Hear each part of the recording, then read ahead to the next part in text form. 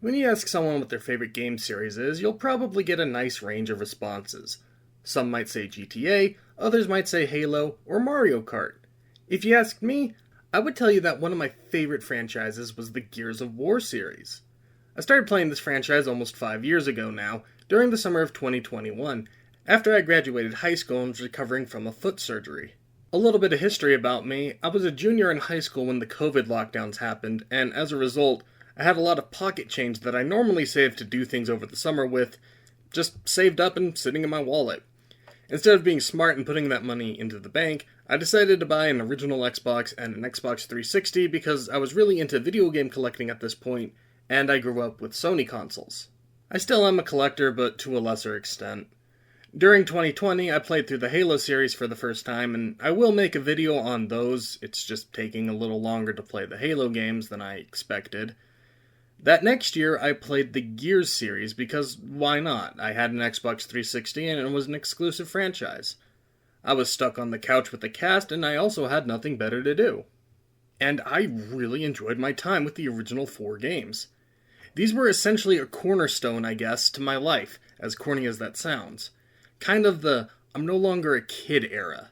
I was about to start college, so these were essentially my last bit of childhood that I clung on to. So let's just jump right into the original game. For a time, the humans of Serra knew the illusion of peace, until emergency.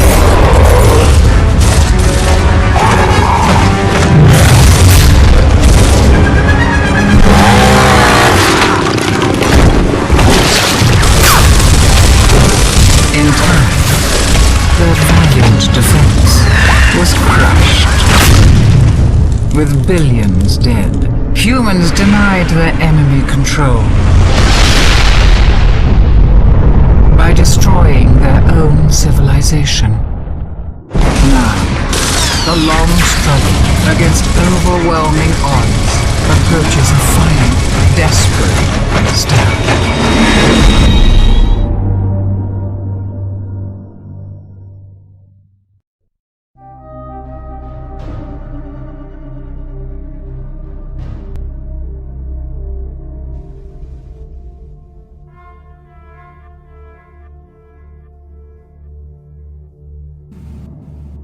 The game starts off with this almost haunting menu music. It sets the tone for the game right away. It's haunting, there's no other word for it. Now, getting into the game, I think this opening is weird. So let's get my first major criticism of the game out of the way. The story is not very good. The original game's story is written in kind of a weird way. It's hard to explain, but it's essentially written as if we, the player, are a person of this world. This works, but it's also confusing. For example, why is my character in prison? We don't really get an answer. What was this trial for? Why are we considered a traitor? What happened? Game doesn't explain this. This isn't, bad or anything, but it does raise more questions than answers. I appreciate this type of storytelling, but I just don't think it's done very well in this first game specifically. Epic clearly had lore built around these characters and this world, but they just didn't have it finalized by the time the game came out, and this first entry shows these holes and cracks that they just weren't able to patch. With that said, let's talk gameplay. This opening act is actually really fun. It shows off the game's mechanics such as the choose your path mechanic, the collectibles, the cover mechanics, the shooting, etc. in a pretty spooky environment. This prison is a great set piece, and the pseudo-horror moments add great atmosphere to the game. And the set pieces that follow after are pretty good too. This whole destroyed judicial district with these massive buildings is so cool to see and fight through. As a fan of architecture, this is my kind of game. At the end of this chapter, we see both Uzil Ram, the main antagonist of the game, being awesome and slaughtering Kim, and also the first of 3 Berserker fights. The Berserkers are sort of mini-boss puzzles where you have to sneak around a blind enemy and usually lure it outside and blast it with space lasers. In co-op, I remember these sequences kinda sucked because the Berserker would target both players mid-charge, but In solo, I actually found them to be pretty fun. This first one is iconic, and I love it. The next chapter is set in a destroyed city. Here we meet the Stranded, which are these nomadic humans who are living on their own after humanity burned the cities with space lasers. It confirms that we are a part of Israel. This chapter also introduces the Krill, these flying leeches that devour you in seconds if you're in the dark. The main gimmick of this chapter is staying in the light and avoiding dark areas. What's really fun is there are a few set pieces where the Krill will also attack Locusts who just get into the dark. It's honestly more fun than it sounds just sneaking around this urban environment in the dark. That is until we get to the first and only vehicle section, the Junker. This part isn't hard or anything, it's just not fun. Having to swap between using the UV turret or driving isn't fun, and in co-op the sequence is just boring because you can't drive and shoot at the same time. But the final holdout at the fort is pretty fun, so I think it makes up for it. Like I said, the environments here are honestly pretty good. The whole destroyed city feel, walking down these barren streets, having to shoot propane tanks to light the area. It's more in depth than you'd expect a third-person shooter of 2006 to be. It adds to the pseudo-horror vibes this game is going for. You can tell that games like Resident Evil 4 were a huge inspiration to this game. This isn't my favorite chapter in the game, but it's the one that I think I enjoy replaying the most. I know that sounds a little weird, but I just like the vibes of this level. The next chapter is set in this factory and mining cave. This chapter is the most horror-based out of all of them, with a dark and rainy night aesthetic, and close-quarter areas with these locusts that glow in the dark. We'll talk about the lambent wrenches when I get to Gears 2, but this is honestly a pretty solid level.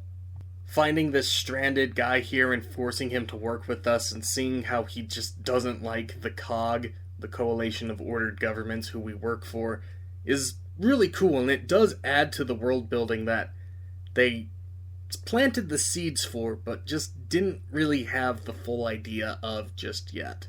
I also like this minecart sequence. It's not my favorite part of the game, and I do remember in co-op it can get a little annoying for some reason. I'm not really sure why, but this sequence was kind of hard in co-op, at least from what I remember when I played it way back then. Getting into the locust tunnels is also pretty fun, and there's also this really fun boss fight with this creature called the Corpser. It wasn't hard, but it did take me a little while to remember how to beat it. Funny enough, the only part that I actually struggled with was the fight against the Theron guards, these enemies that have bows and arrows that can one-tap you.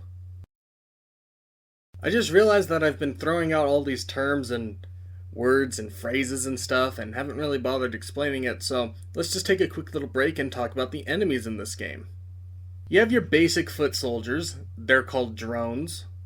They play, act, and control pretty much just like the human AI characters. They use cover, they throw grenades, they try to flank. Standard third-person shooter enemy stuff. Then there are wretches, these monkey dog things that use melee combat. They're kind of annoying, but they're okay. They're not hard or anything, just sometimes they'll sneak up behind you and it can be a bit of an annoyance to turn the camera around. The controls are a little clunky in this game. There's also the lambent version of these things that explode when you kill them. They also glow in the dark, but I think there was something wrong with this game running on Xbox One because they didn't glow in the dark for me, at least not very well. Maybe the brightness on my TV was too high. Next up are these heavy enemies called boomers who say boom when they shoot their grenade launchers. I don't know why, but it's kind of funny.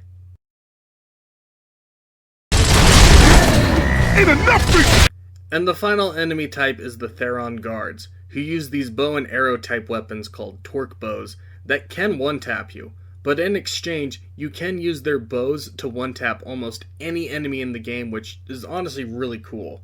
I think there are only 3 enemies in the entire game you can't one-tap with this bow.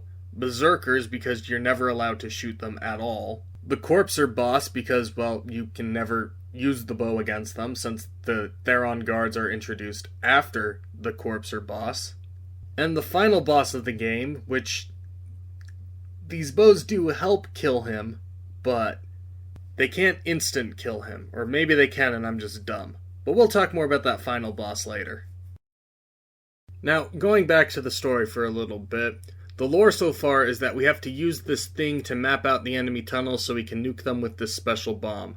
The first 2 chapters are just us finding a way to get into the tunnels, then after fighting in the tunnels, we plant the thing called the resonator to try to map the tunnels out, but to the surprise of no one, it didn't work. I'm not really sure how this sonic wave thing was supposed to map the tunnels out at all, but I guess it was worth a shot. Anyway, the thing didn't work, so our commanders are telling us that we need to go to this abandoned college and the main character's old house to find this other thing that could potentially help us map out the tunnels. But at the same time, the Locust are using one of the captured soldiers that was helping us during this operation. They're using his headset to find out what our plan is, and they intercept us at the college. I really like this scene. It just shows how brutal RAM is. Anyway, let's get on to the 4th chapter, which is my favorite chapter in the game. As I said, this is set in an abandoned, war-torn old military academy, and also a mansion. The level design for both of these areas is just so cool. This is going to sound super fucked up, but I love school levels in games. The environments in the abandoned college also really add to the world building. They hint and imply at that lore that Epic was writing but never finished, indicating that there was at least some sort of war prior to this war we're fighting with the Locust. It's good stuff, and the vibrancy of the architecture of this map it's just so cool. I just like the architecture of this game, man. I don't know what else to say. The mansion is also really fun to explore. I think it's a little weird that it's literally right next to the college, but I guess Marcus Phoenix's dad is some super major important scientist in the lore, so I guess it makes sense that he's living right next to the college. If I had anything to complain about, it's that you don't spend enough time in the mansion. You're only in here for like a couple of levels. I think you're only in here for 2. Maybe it's just 1. And I don't know, I just think it would have been more fun to have more places to explore in the mansion. But Chapter 5 more than makes up for it. We start in this train yard, we have to hold out against some enemies, and then we get onto a train. And trains are awesome.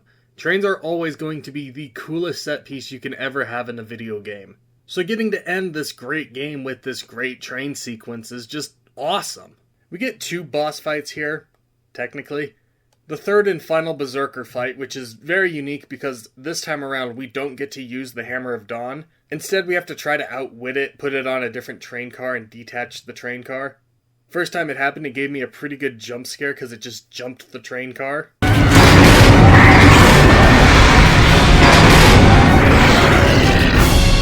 But I got it the second time around. And the final boss fight is against Uzio Ram, who's the leader of the Locust army. There's also a few fun-ish sections where you have to race to prevent lambent locusts from destroying the train cars. Normally I don't like timed sections, but I actually found this one to be pretty fun, probably because it's on a train and you're in this train tunnel when it's happening. The train cars themselves are surprisingly pretty well detailed. They have this kind of rustic look to it, so it feels like the train hasn't been used in several years, and I really like that. I also think it's really funny that the train tracks are right next to this road. That seems really dangerous, but who am I to judge? We also meet our final enemy type in this game. They're these things called Reavers. They're basically the Locust version of a helicopter. They're just these flying bug things with machine guns on the back of them, and they're cool, and I love them. And like I said, the final boss fight against Uzio Ram is pretty fun. It's not as good as people hype it up to be. He's just a bullet sponge enemy that doesn't use the cover mechanics of the game. But he is fun to fight nonetheless, mostly because you get a helicopter to help you fight him. The only issue I had is that the krill that he uses, he has this ability to control the krill. It's never explained, and I don't really understand how it works, but he can control them, and he can just send them to basically insta-kill you. They're not supposed to be able to hurt you when you're in the light, but they've been able to do that a couple of times. I'm guessing it's because when I'm in cover, part of my body's not in the light, but the game doesn't do a great job of establishing that since my character looks like he's in the light still. This boss fight took me a few tries, but I was able to get him with the torque bow. Then after killing him, the train just goes off this bridge. The bomb that we had put on the train at some point goes off, detonates inside the locust tunnels, and kills like billions of them, I think. And then we get an ending narration from the Locust Queen, who we never actually see in this game, but she's pretty important in later games. They do not understand. They do not know why we wage this war.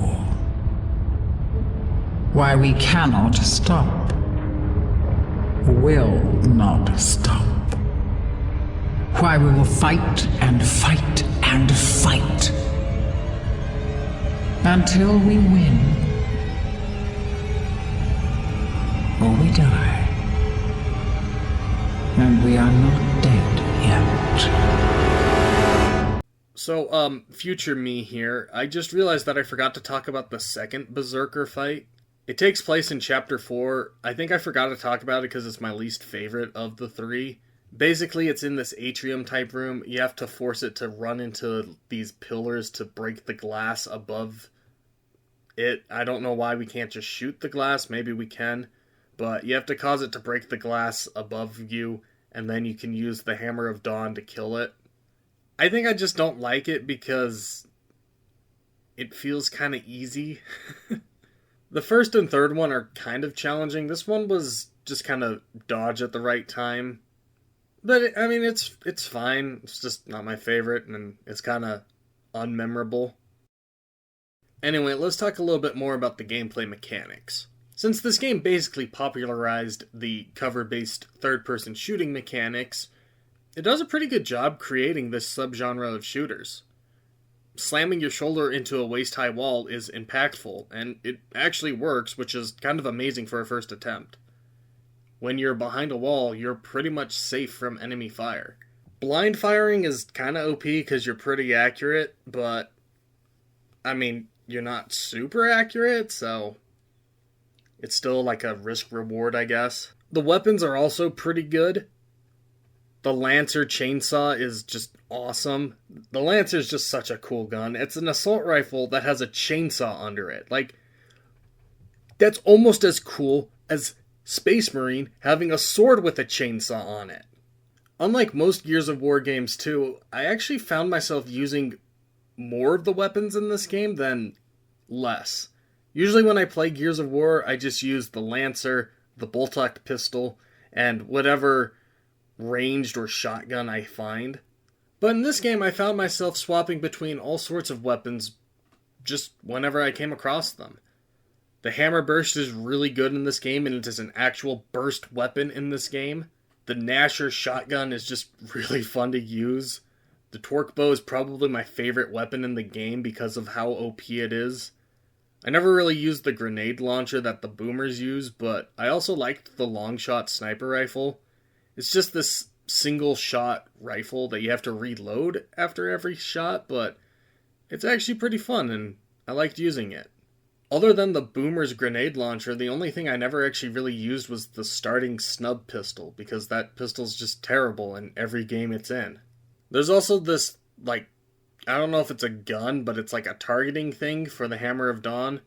You can only use it in certain sections, so it kind of sucks, but I mean, it is fun to use when you get to use it. The difficulty also wasn't too hard. I played it on the easiest difficulty, but it felt like a fair enough challenge. There was never really a section where I thought the game was unfair, which is pretty impressive for an early 2000s shooter. This is not something I remember the other games having, but I may just be misremembering. With this said, though, there is something that I found really annoying. There's this broken mechanic in the game where you can issue commands to your squad mates. I have no idea why you would ever want to use this, because you only get 3 commands and none of them work. You can tell your teammates to attack enemies, you can tell your teammates to not attack enemies, and you can tell your teammates to regroup on you.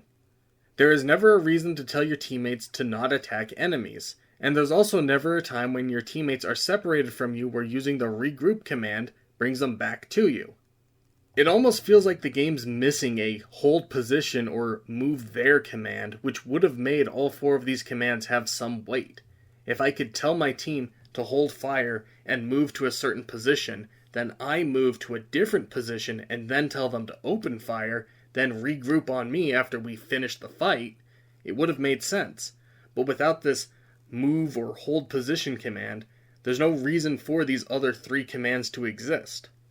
I'm pretty sure this tiny section of the video is more in-depth on this command system than the developers put time in developing it. Someone did tell me that during the boss fight with RAM, you can actually use the hold fire command and Dom will get behind him, and then you can use the attack command and he'll shoot him. It didn't work when I tried it, so I don't know if this is just something that works on the hardest difficulty, which is what they said they did it on, or if that person just got lucky. There's also a very small mechanic where you have to choose which path you want to go down. This is really just for co-op, it doesn't do much in single player. I guess it kinda adds some replayability, but it's not really anything crazy. It really just adds a bit of challenge in co-op because you can't revive your partner if they go down, so basically, if you're playing in co-op, and you're in one of these sections, and you or your partner dies, you just have to redo this section. In single player, this doesn't matter because your partner can just self-revive himself, and you don't get any revives in single player, so I guess this is just here for co-op, and has no real purpose in single player. Speaking of partners, let's talk about the characters real fast. There's a pretty decent cast of characters in this game. Marcus Phoenix and Dominic Santiago are the main characters, and they have pretty good chemistry. You can tell that these 2 characters are supposed to be really close friends. Hey Marcus, remember? Division playoffs? I remember you owe me $20. Yeah? See me after the war. What are you doing here? Getting you out. Here, put this on. You'll need it. You could get into a lot of trouble for doing this. Not anymore. Things have changed. We better go. What about the other prisoners? We can't just leave them here. They're gone. Hoffman pardoned everybody. Is that right? Welcome back to the army, soldier. Shit. Baird is really funny.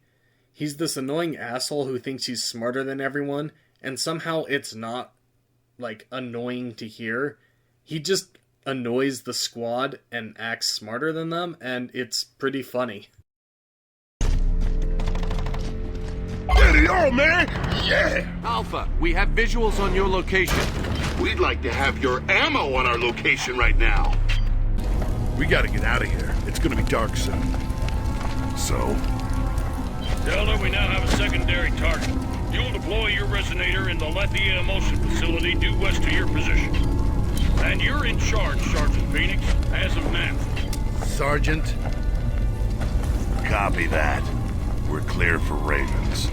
Negative. Area's too hot for choppers. You'll have to find another way. Hoffman out. Typical. Give a smart guy a promotion. Give it to a jackass instead. So we gotta hump this to the factory, or what? Nah, screw that. I got an idea. Oh, yeah? What is it, smart guy? Enough. Let's move. And then there's my boy Augustus Cole, aka the Cole Train. He's this former thrashball player, which is this universe's version of American football, and he's just always super happy and excited about, these horrible situations he's in, and he gets a real kick out of killing the Locust. He's played by the same guy who plays Terry Tate in the Office linebacker commercial series, and he's just a funny guy. I don't know what it is, but he's just funny, and he just brings that humor with him to his character in Gears of War. He's easily the best character in this series. Bring it on, baby! Can't stop this! I think we just found Alpha. Move! Oh, yeah, I got enough for all of you! Somebody's having a good time up there. You west, baby! You missed! You need glasses! Holy shit! Damn! It's one You guy. can't see straight? Well, let me help you with this. Hold still! That one's right there! I'm gonna find me some locusts and I'm gonna ruin their day. Know what I mean? I'll bring the pain. Don't you ever get tired? Hell to the no. Nice! Damn, these guys are almost as big as you, Cole. Yeah, almost. What's that? It's pulling back. Yeah, it's gonna wait. Save us for later. Like a snap. Bullshit. You think I'm kidding? I think you're batshit crazy. That's what I think. Oh, ain't that cute? Like two assholes on their first date. There's also a few supporting characters in the game. There's this old guy who's a stranded character named Chaps. He owns a gas station and is just a grumpy old man. He's really funny and he comes back in the second game and he's really funny there too. Nincompoops. Look at this place. You burned half the neighborhood down, and we've got locusts and krill flying up our ass. All thanks to you. Where's the junker? I didn't think you guys were gonna make it, so I didn't fill the job. I figure that's your job. Pump's over there.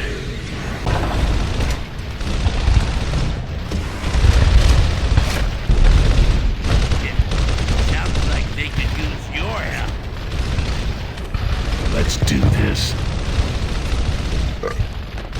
Colonel Hoffman's just your commander.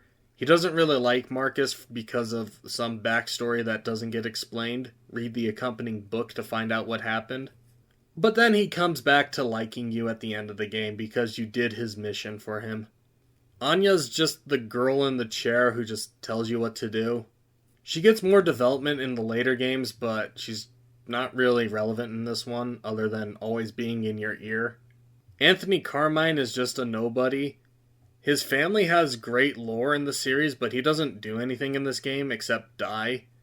And Kim is also very important to the lore, but he also just kinda dies. There's a few other minor characters too. It's a decent enough cast, not too big and not too convoluted. Pretty much all the energy is just spent on the four main characters, and I think this is good because it really shows their connection, their energy, their synergy with each other, and it makes for their adventures in the second and third game feel more natural because they feel like actual people working together in this first game. Last thing I'll talk about just briefly is the multiplayer. There are two forms of multiplayer in this game. Cooperative and competitive. Cooperative multiplayer is with just a friend. You can play through the entire campaign with a friend. You could do it in split screen, online, and system link. I'm pretty sure the only reason you can do it in system link is because there's achievements for playing as Dominic, and there's no other reason for there to be achievements for playing as Dominic if you can't play this game in system link. There's also competitive multiplayer, and it's alright. I'm using a PC mod for this footage since the original game didn't have AI bots and I don't have Xbox Live, but I still got to kind of feel what the experience would be like. This isn't my favorite Gears multiplayer, but I can see why a lot of people really like it. The game modes are fine, the maps are okay. It's kind of hard to talk about the multiplayer specifically because the mod adds a lot of stuff from later Gears games, so I might do a video on this mod specifically. But for what it's worth, I can see why people really like the original Gears of War multiplayer and why it might be their favorite in the series. It's not my personal favorite. I think there's some great things to it. Some of the game modes are fine, but I just like what Gears of War 2 did better. So, yeah, Gears of War 2 is my favorite multiplayer. Overall, though, I really enjoyed my time coming back to the first Gears of War. It's not perfect, but it's way better than I remembered it being. A lot of the clunkiness I found was honestly due to co-op. I don't have footage of co-op, but I do remember it, and while it's not bad, it just seemed a little clunkier. Certain mechanics just didn't really work well. Like, they weren't broken, but they just felt off. Playing in solo, the clunkiest mechanics I found were really just the camera controls. I don't really know why, but it just felt a little awkward turning and controlling the camera just a little bit. When I wasn't, like, aiming down sights, that is. Like, when I was aiming down sights, it was fine. This is still a really solid game. There's no reason to not play this one. It's honestly a great gateway to a very awesome world that I'm still invested in today. The only real caveat is co-op was a little buggy, at least from what I remember playing. Coming back to it now, you can't really play the multiplayer unless you have Xbox Live, which I don't think you can get Xbox Live anymore. I could be wrong. And the story is just really, really weak. But as a huge fan of this series, I have to give this game credit for starting the series. So I'm going to give this one a 7 out of 10.